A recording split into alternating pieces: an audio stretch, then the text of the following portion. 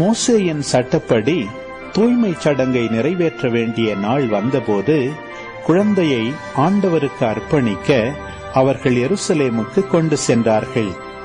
ஏனெனில் ஆண் தலைப்பேறு அனைத்தும் ஆண்டவருக்கு அர்ப்பணிக்கப்படும் என்று அவருடைய திருச்சட்டத்தில் எழுதியுள்ளது. அச்சட்டத்தில் கூறியுள்ளவாறு 2 மாடப்புறாக்கள் அல்லது 2 புறா குஞ்சுகளை அவர்கள் பலியாக கொடுக்க வேண்டியிருந்தது. அப்போது எருசலேமில் சிமியோன் என்னும் ஒருவர் இருந்தார். அவர் நேர்மையானவர், இறைப்பற்று கொண்டவர், இஸ்ரவேலுக்கு வாக்களிக்கப்பட்ட ஆறுதலை எதிர்பார்த்திருந்தவர். தூய ஆவியை அவர் பெற்றிருந்தார். ஆண்டவருடைய மெசியாவை காணும் முன் அவர் சாகப் போவதில்லை என்று தூய ஆவியால் உணர்த்தப்பட்டிருந்தார். அந்த ஆவியின் தூண்டுதலால் அவர் கோவிலுக்கு வந்திருந்தார்.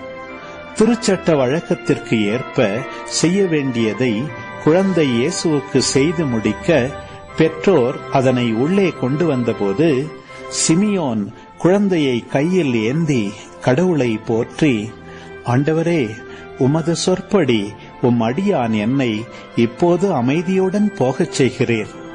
ஏனெனில் மக்கள் அனைவரும் காணுமாறு நீர் ஏற்பாடு செய்துள்ள உமது மீட்பை என் கண்கள் கண்டு கொண்டன. இம்மீட்பே பிற இனத்தாருக்கு வெளிப்பாடு அருளும் ஒளி. இதுவே உம் மக்களாகிய இஸ்ரவேலுக்கு பெருமை என்றார்.